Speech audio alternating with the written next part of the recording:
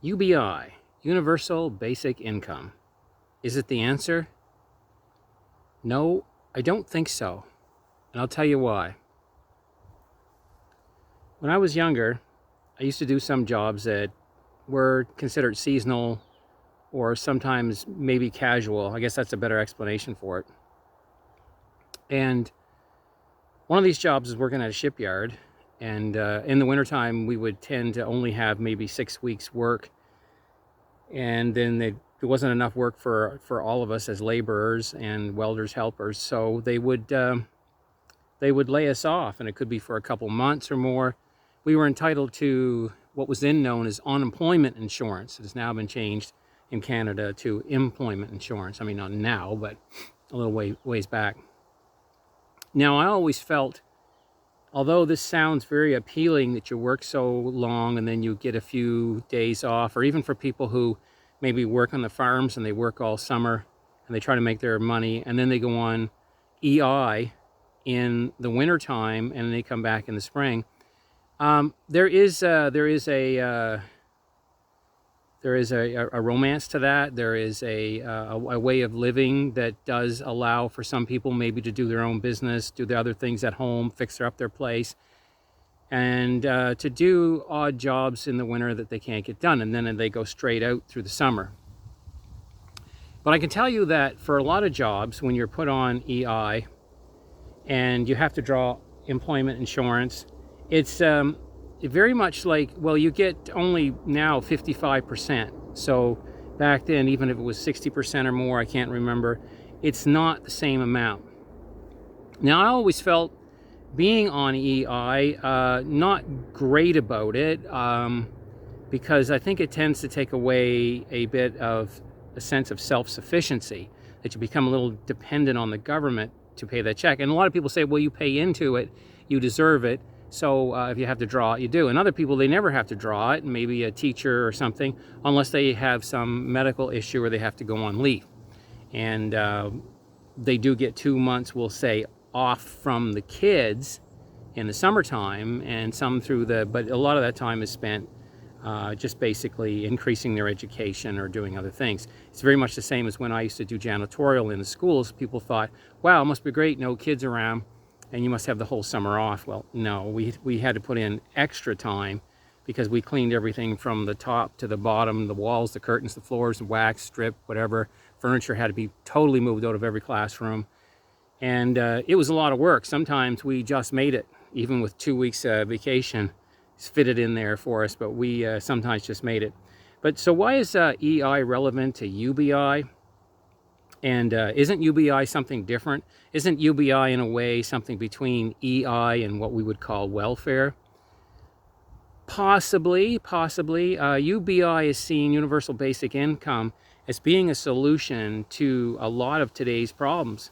I mean, I see it on other YouTube channels that are all across even my country, and they're coming from different places, and I've seen it too.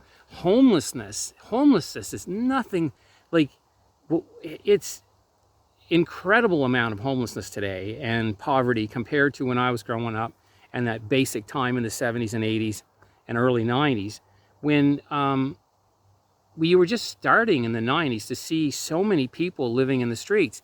And there's a lot of people older than me that I sometimes have to keep a tight lip because they're older than me and they say, oh, they're on drugs and that's what they're doing and they should be working and they're drawing pensions from the government and they're lazy and all that. Well, yeah, you can fall into drug addiction. You can fall into all kinds of things. A lot of these people, they are basically alcoholics, even though they have 40, 50-hour weeks, days. Not all of them, but some. So, yeah, let him without sin cast the first stone. So to say that everyone on UBI would be basically bums is not what I'm saying. But the question here, is universal basic income the answer? For a lot of people, they'll say, well, if I was paid a basic living expense or wage, whatever you want to call it, income, I mean, that it would cover my groceries and my rent, maybe some, well, we have a sort of a basic health care here in Canada. Sometimes you have to wait a long time to get surgery sometimes, and we do have a shortage of operating rooms. I know this is a fact. You can watch it in other videos, and plus what other people have said. The issue here is that what do people do that are on UBI? Some people say, you know, it would be fantastic. It would be great because I can see myself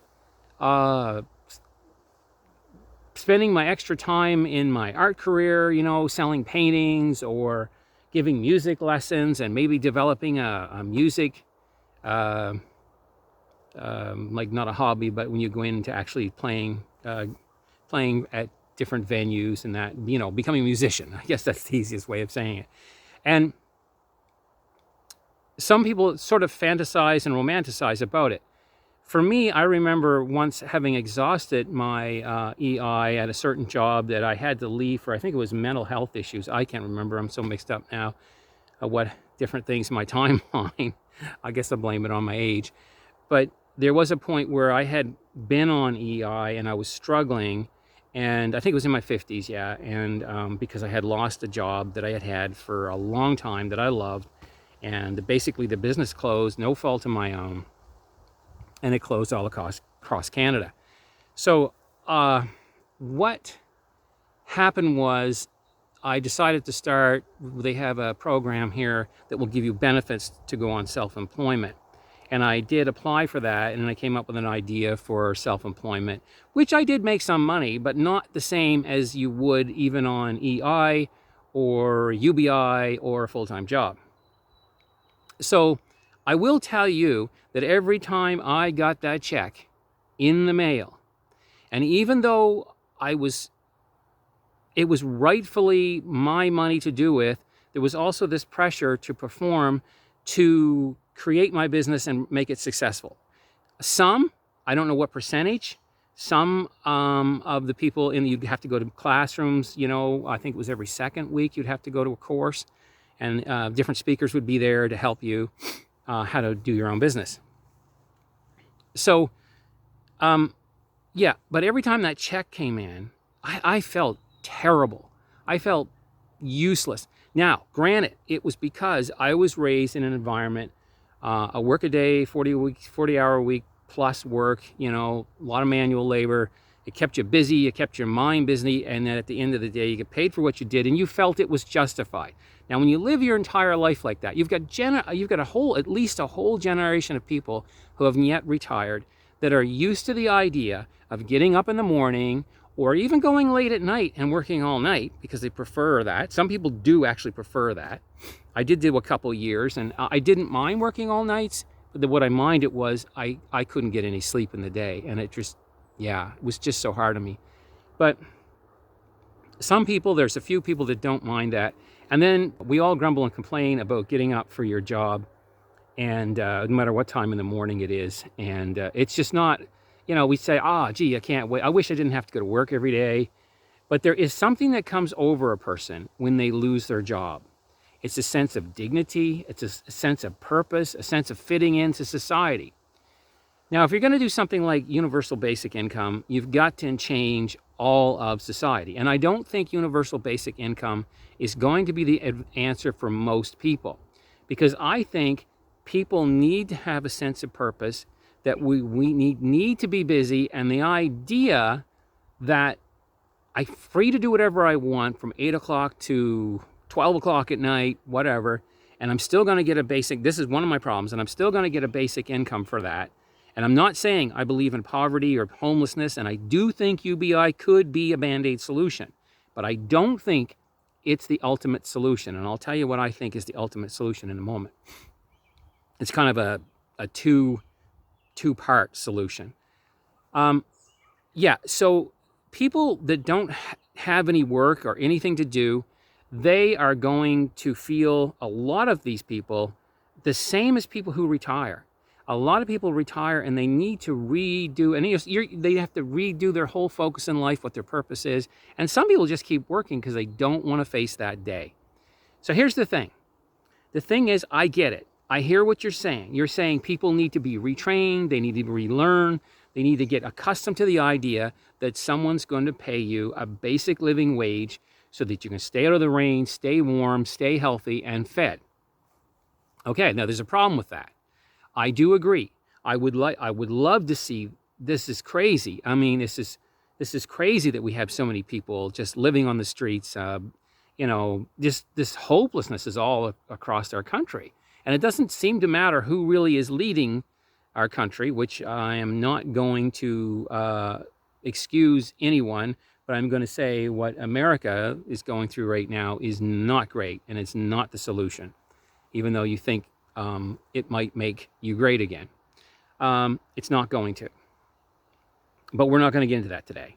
So here's what I think. The problem is we need a sense of purpose, and also as soon as you start giving people UBI, just, you know what happens, okay? Well,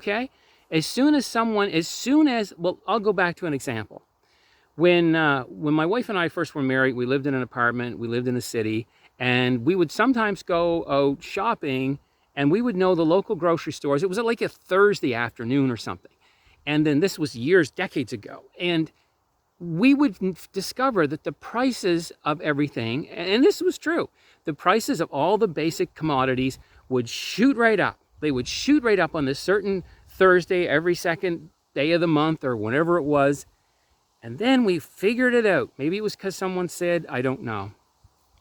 It was the day the military in town was paid. It was the day the government paid the teachers. It was the day they all got their pay. So when the grocery stores knew people had money, they didn't keep the prices low. They put the prices up. And we all know when the prices go up, whether it's because of COVID, whether it's because of shipping problems and whatever, even if it's legitimate or illegitimate, the prices go up, they tend to stay up. And the quality is not necessarily the same. I'm finding a lot of the food now, even though price of food is skyrocketing, I'm buying oat milk and it's going bad in the fridge. And I'm like, why? My fridge is up to temperature and it's going bad. It seems shorter. Vegetables aren't as fresher because local is anywhere in your own, halfway in your own country. So you're talking 2 or 3 shipping days, and then it sits on the shelf for 2 days like vegetables. So local is not what we think it is. Local is not what it used to be when it was just basically hand-picked in the farm field a mile away and then driven to the local grocer, who was not necessarily a huge chain. And it was kind of unheard of back then that you got super filthy rich off of selling people food. Can you believe it? We've come to this point now from the 70s, or at least the 60s, to the 2000s, where you can be a billionaire selling food and groceries. That's nuts.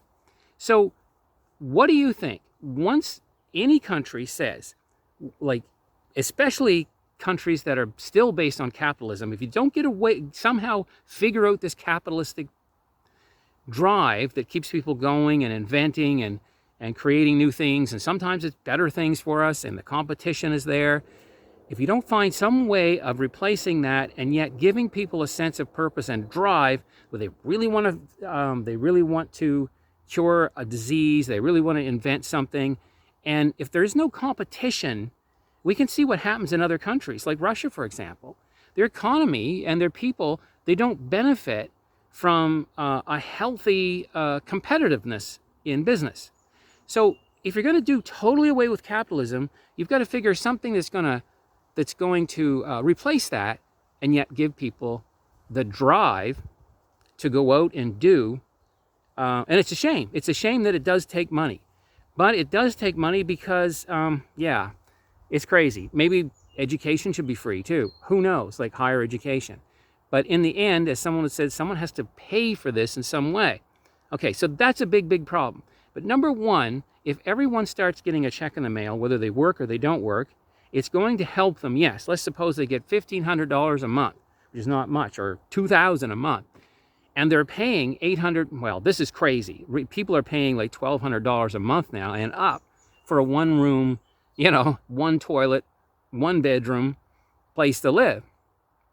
So you start sending out checks for people, and then they're going to the grocery store and they're spending so much, it's hard to go into a grocery store And with one bag, you've got one or two bags, one in each hand, you've got $100 worth of stuff. Just like that.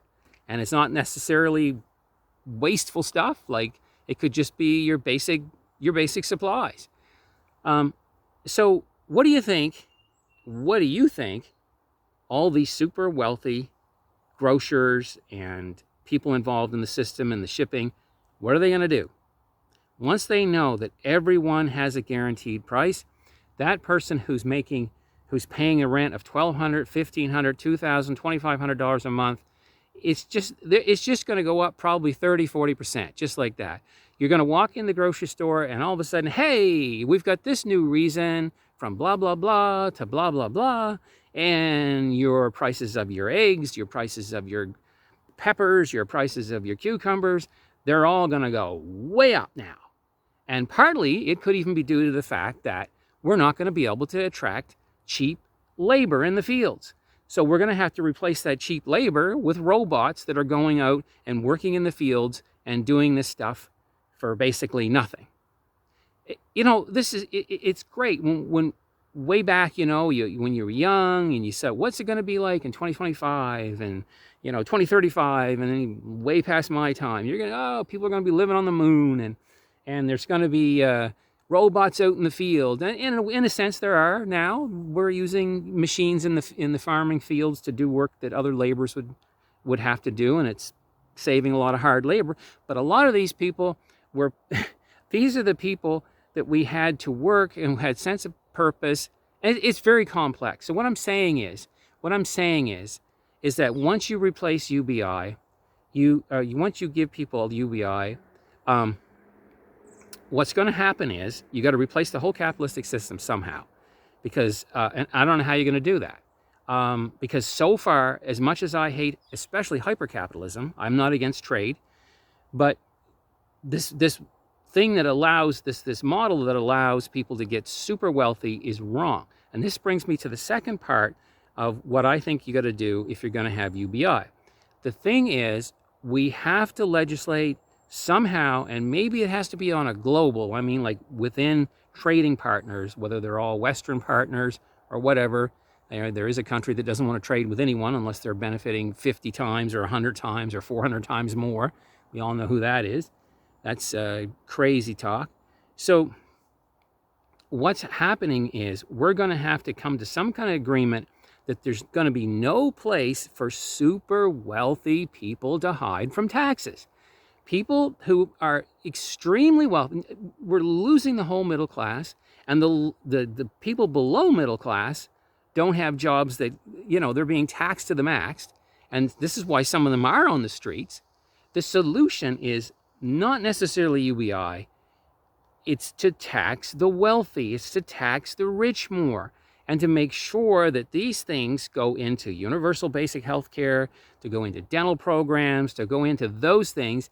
And we need to find a way to give people something that they know that they can do that is contributing to society. Really? We're going to just give people all this time, and what are they going to do? Suppose their thing is to go around and spread some cult-like material. They're just going to have, the government's going to be paying them to do this. We're going to be paying taxes in for people to go out and knock on doors and preach their gospel to us, or I don't know, who knows whatever they want to do. I know it sounds insane, and yes, it sounds like maybe this is ultimate freedom, that we all get to do and choose what we want. But at the same time, society breaks down in a structure where a lot of people, just like, what is it like in that movie, It's a Wonderful Life, where Mr. Potter says something, I didn't even read the quote or anything, but, he says, and I don't mean to tear people down, but what he basically says is there's going to be a whole rabble class of people with idle hands, and it's just going to bring down the quality. I'm saying that, and I know that sounds bad, but I'm not saying it within the category that the rich should get away and keep being richer and wealthier, and that I'm not saying in the category that not every individual, no one deserves to be living on the street. But I don't think UBI is the answer without some kind of legislation that says that you can't raise grocery prices, you can't raise rent prices to so you can make that more profit that you were making before when people had jobs. I think we'd be better off with something guaranteed for what you do. I think working 3 days a week, it just gives you some sense of structure. And then you got another, 3 to 4 days, whatever, that you can work on your own thing or whatever. I mean, that is a better thing. And maybe that compensated with a universal basic income would work better. And that the wealthy everywhere have to be taxed. There's no tax shelters, no havens, no places they could put all their money so that it doesn't. Everybody who makes this money, they want control of it. They don't want it to be decided by the people where it should go. Anyways, that's enough of my rant about it. That's why I don't think UBI is the answer. I think it is a band-aid solution, but I do think we're going to look at prices even going up higher if we do try it. That's all I have to say on that. If you agree, if you disagree, you can write down below. I'm welcome to hear you. I just would rather hear different opinions on this and to see how it works. I've thought a lot about it, and I just scratch my head and I wonder, remember, you got a whole generation of people. Oh, I got a bee on my leg. A whole generation of people that aren't going to be used to sitting at home, and they're going to have idle hands. You're still going to have crime. And I mean, you're going to have crime either way, I know. So I guess that's not a reason. But you're going to have to find a way to keep prices from going up if you're going to give people a basic living income. Okay, thanks, and comment below if you like, and we'll see you in the next video. Thank you. Bye.